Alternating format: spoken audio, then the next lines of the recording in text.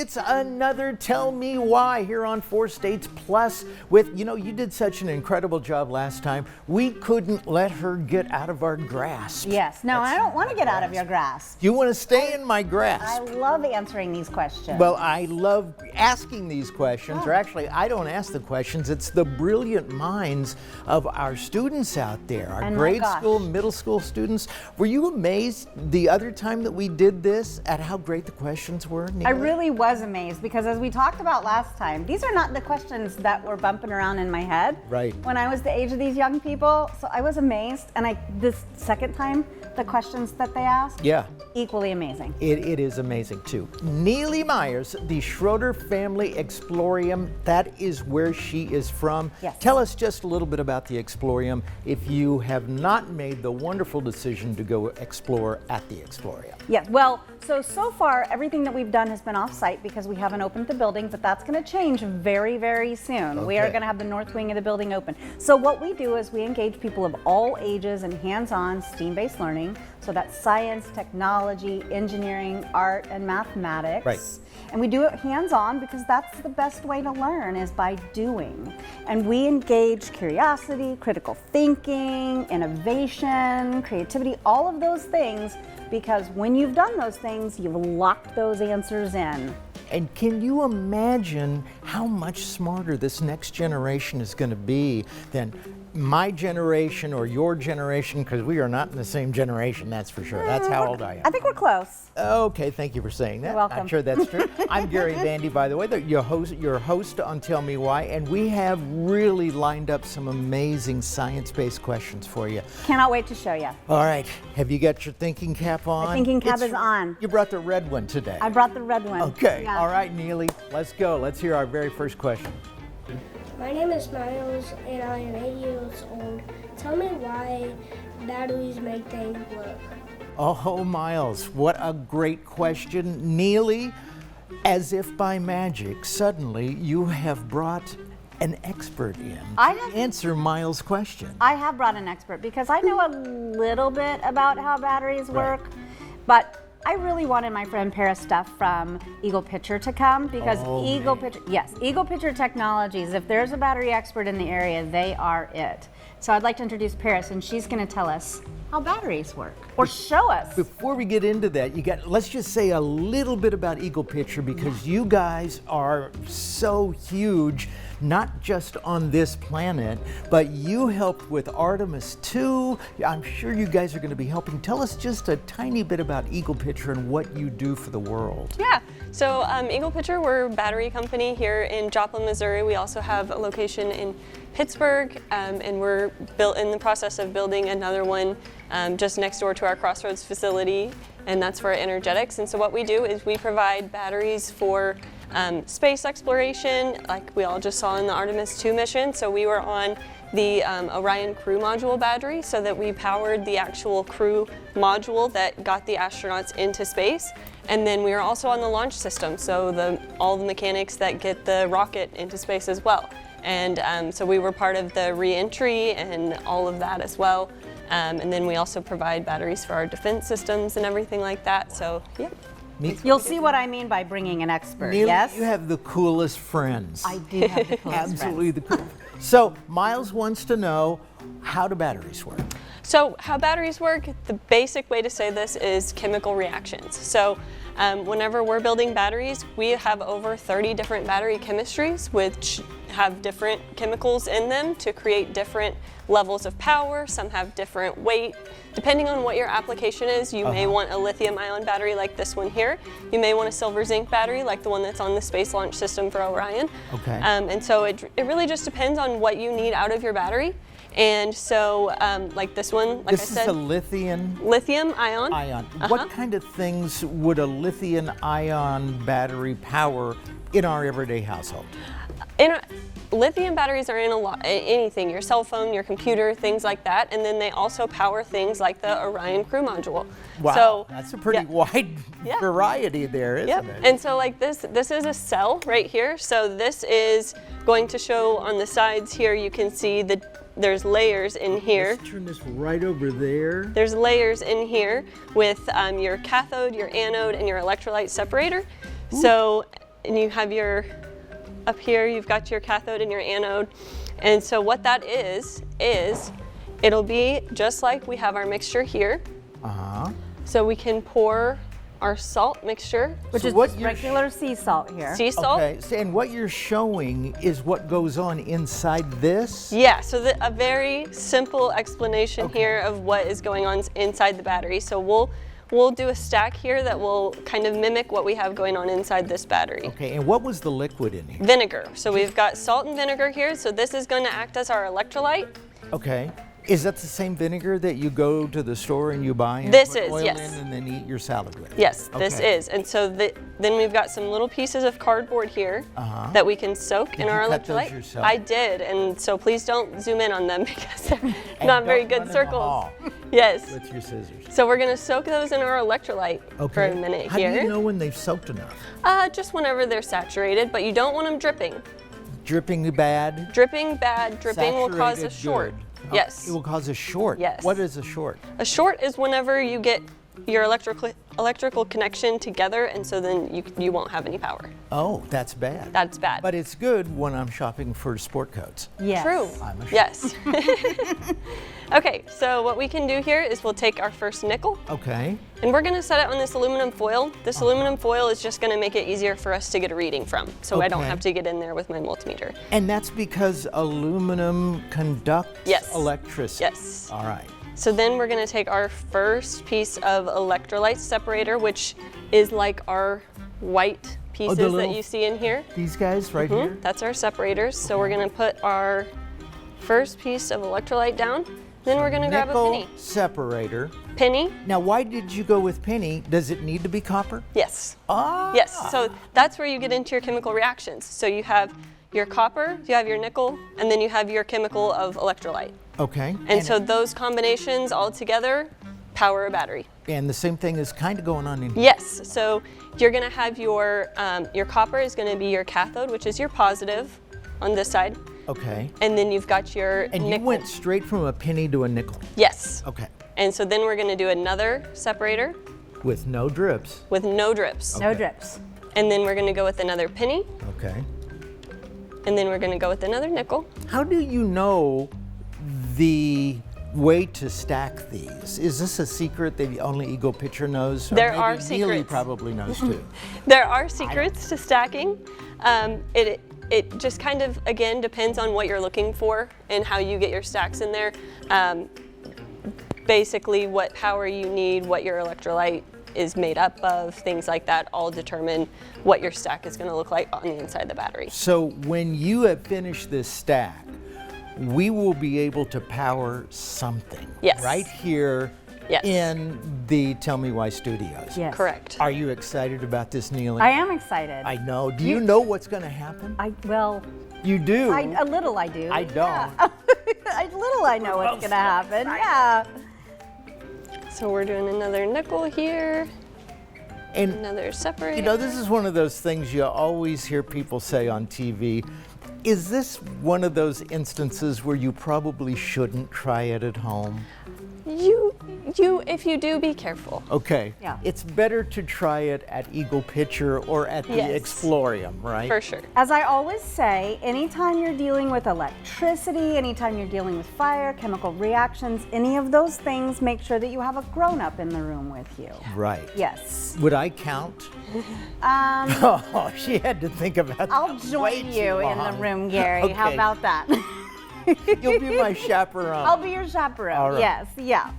Man, this stack's getting high. How do you know when you're through stacking? Well, when you run out of nickels. We've run out of nickels.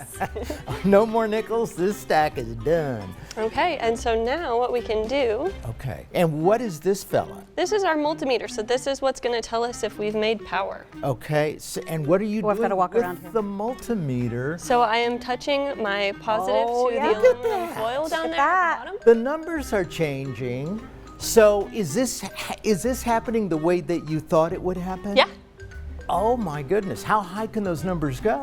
Well, depending on how tall you want your battery stack to be. So we've created one cell here. We could go taller if we wanted. What we could also do is we could make another stack next to it and put it in a series, and then you would get even more power. And that's Okay. kind of what we do with these cells here. So this cell would get stacked with other cells, and that's what creates a big battery. It's like boom, boom, boom, a bunch of these things. And a big battery means you can do what? Power Can power the Orion? hungrier devices. Yes, Power a absolutely. rocket ship. Yep, How many of these does it take to power a rocket ship? quite a few. Okay, so Quite a few. more than 4. Probably more than 4. Okay. It depends on your rocket ship, though. Are you going to the That's a moon, good or are point. you just going to outer Going space? to Carl Junction. Right. You know, one of the Sure. two, you're going to get that. All right. This is amazing. How did you get interested in experiments like this? Did you have a place like the Explorium that you could go to when you were growing up? You know, I didn't really have a formal place like that except for my dad's garage. Was your dad, was he a rocket scientist? You know, he was an engineer for Eagle Pitcher, actually, back in the day. He worked for Eagle Pitcher for a few years as a thermal battery engineer, and so he's designed batteries himself. And my mom worked for Eagle Pitcher as well, so they kind of lit the spark, if you will, for me. Oh, And nice. Lit the spark, batteries, power. Yeah. And so thermal batteries are another one actually that are lit by a spark. And so that's how those batteries work, another different chemistry. I'll bet your parents are so proud of you, aren't you? They might be, I don't know, have to ask. If you're growing up and you're thinking, I want to make rockets power, what would you tell a young person to study so that they would maybe eventually turn out to be like you? You know, there's a lot of different options. Engineering is obviously going to be an amazing option if you want to get into that field. In Eagle Pitcher, we have actually started some classes at Missouri Southern and Pitt State as well for battery chemistries and things like that. So if you specifically want to get into the battery industry, that's a great place to start. And as always, you can always go to eaglepitcher.com for any information. We have all of our battery chemistries listed on the website and ways you can get in touch. And Neely, you know this stuff so much better than I do, but I've thought a lot over the past few years about what I might want to do if I had the opportunity to start over. I was young and I was looking for a career.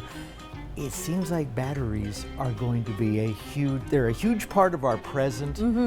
Are they going to be a bigger part of our future? Absolutely. That's Yes. kind of what Absolutely. I was thinking. Absolutely. All right. Thank you guys. Thank you you. so much. Thanks to Eagle Pitcher. And Neely, you ready to take on some more incredible questions? I'm ready. Bring them on. Hi, my name is Abby. Where does the electricity come from that goes to our houses?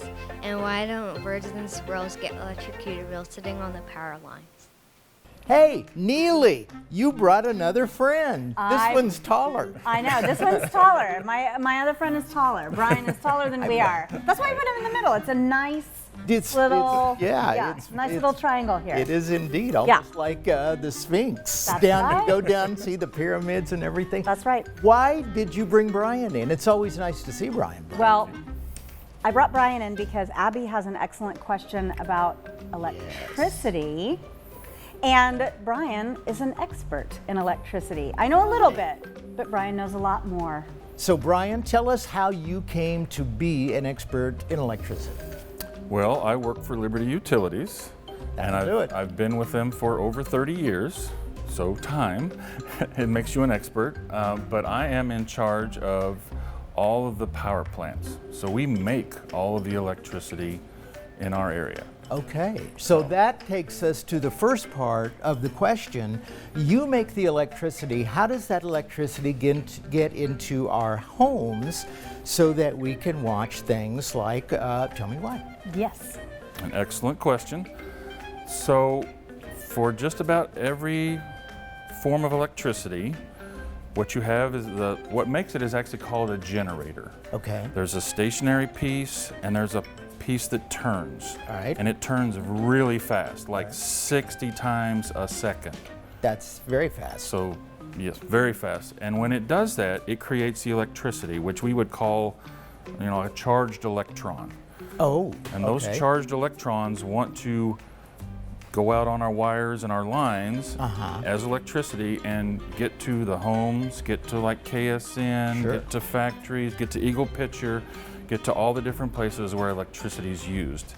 And it's kind of a hard concept to come across with, so the best equivalent I can give you is it's like water going through a garden hose. Okay, the garden hose would be the wires that we see. Correct.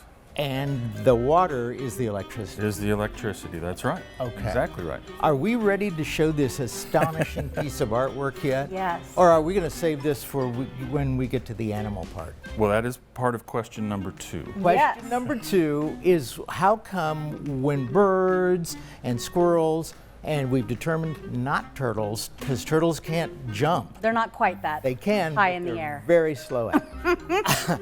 How is it, Neely, Yeah. that these little guys can step Yeah. on those wires and not go, ow, ow, ow? Because if there's electricity going through those wires, like if we touched electricity, that would shock us. Exactly. Right? So if there's electricity going through those wires, why do the squirrels and the birds, which Gary and I have to stand out here on the sides, Brian doesn't have to stand on the sides because he's taller than the paper. It seems to work. Why don't they get shocked by those lines? Yeah. Okay, so the easiest way to describe this is that squirrel is there with a energy source, which is electricity.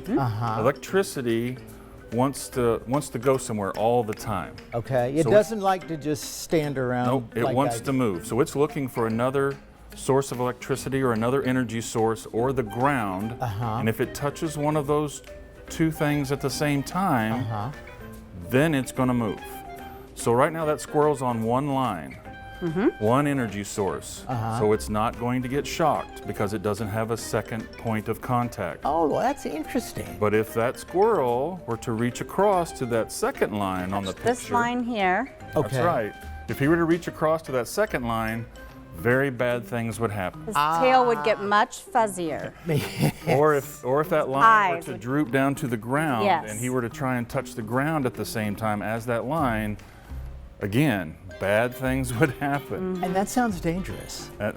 Yes, very much. And that's why at Liberty we spend so much time and effort trying to tell people during storms or things, do not go near down power lines. Do not come anywhere close because it's very, very, very dangerous. I can't stress that enough. Okay. Those lines are insulated, but Correct.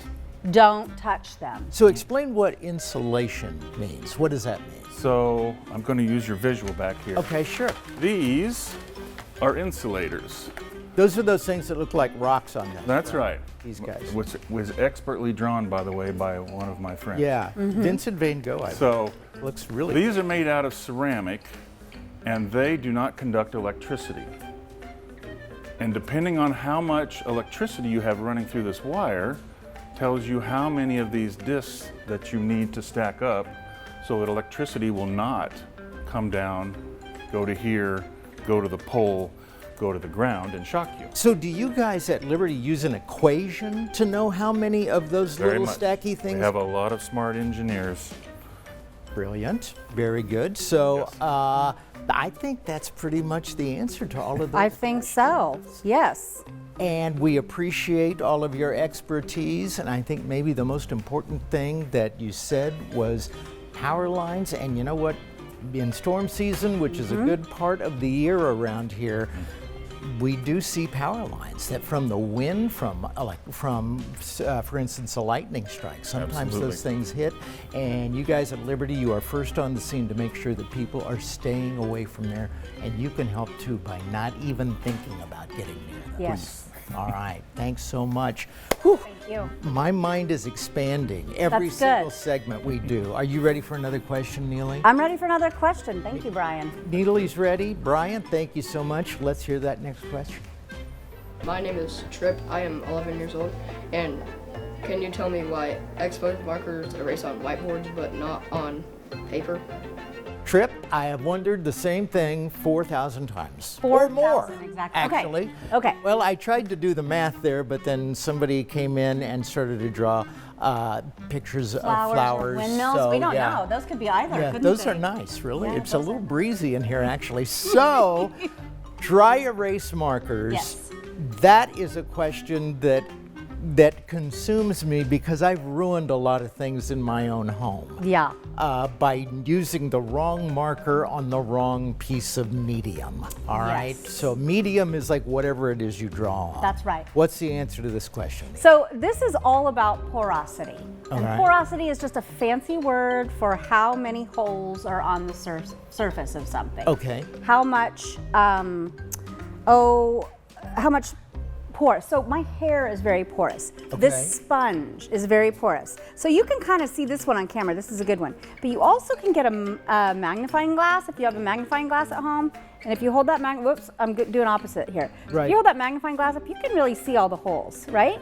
On this sponge. So does that mean the bigger the hole on a sponge, does that mean the more porous it is? The more porous it is. Okay. Exactly right. So that means that's how much liquid can be absorbed by the surface. So if I have a little ball pit ball like this, it's pretty shiny. It's not super porous, but it's definitely more porous than a whiteboard, and I'll tell you why in here in a second. So even something that it's a little bit spongy and it seems hard to touch, but it's still, there are some little tiny holes in this. There Is are that some correct? little tiny holes in that, absolutely. And there are other kinds of sponges like this. Again, if we hold our magnifying glass up to it, you're gonna see some pores in that. Now, the difference is that whiteboards, I brought my little mobile whiteboard here, This is a cool whiteboard. I'm not a cool whiteboard. These are specifically made to be completely non-porous. Now, I don't know how exactly non-porous a whiteboard is,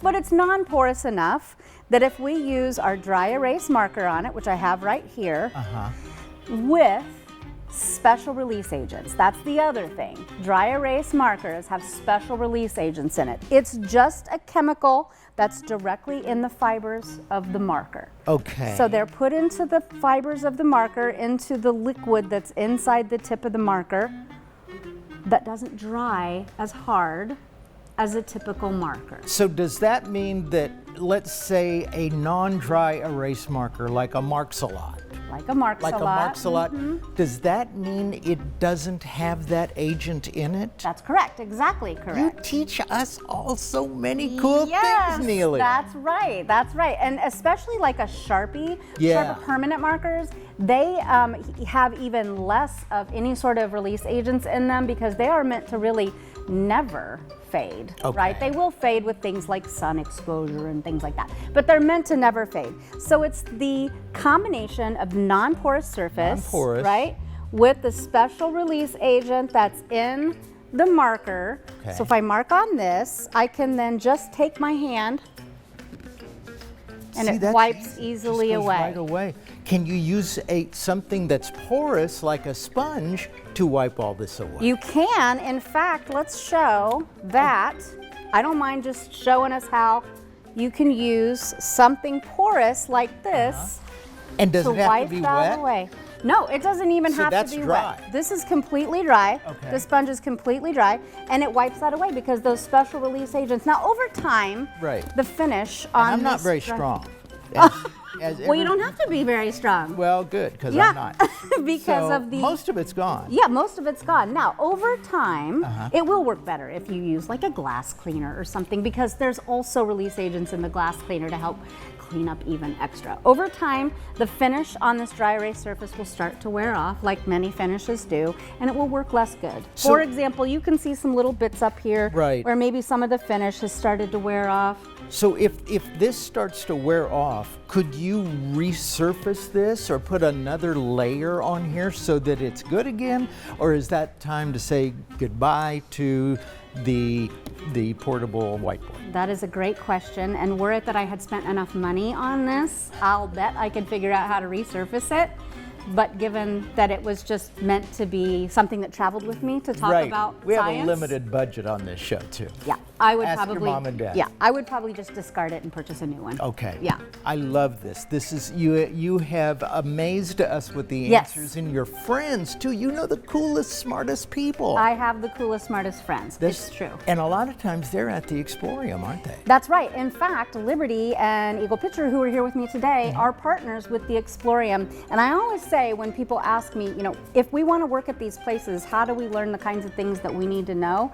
You start as a second, third, fourth, fifth grader, even on up into high school at the Explorium, and find your passion, because these folks are partners with us at the Explorium, and you can learn all the things that you need to know in the future to work with them starting in grade school at the Explorium. So cool. The Explorium, if they are not open with their regular hours right now, they will be soon. Very Because soon. we're talking about weeks, maybe a couple of months, and then you're going to be exploding minds with the Explorium. We will. You can use that one for free. Thank you. You're very welcome. Thanks for being my guest on Tell Me Why. We've got a lot more of these with all kinds of different subjects. Just click around a little bit and find your mind get bigger. Your brain will get actually larger. I right. tested mine before we came, and it's much bigger than it was before we started this show. That makes me Thank you happy. to that. Thank All you. right, so check around, and we'll see you next time.